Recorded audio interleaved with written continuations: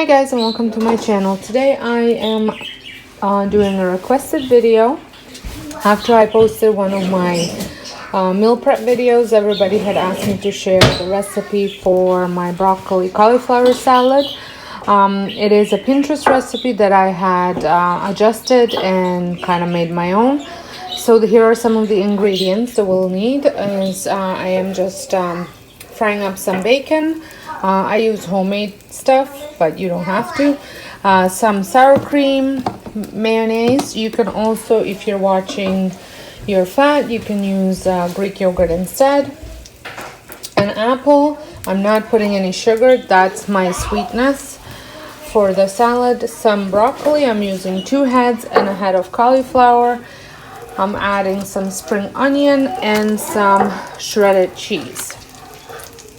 And I think one more thing is apple cider vinegar. I've cut up my broccoli and cauliflower, and I also sliced up my spring onion. Now I'm gonna cut up my apple and shred my cheese. The bacon is done. I made the dressing. It's a cup of sour cream, cup of mayo, and quarter cup of apple cider vinegar. So I'm gonna add the cheese at the end, but I'm gonna add the dressing first.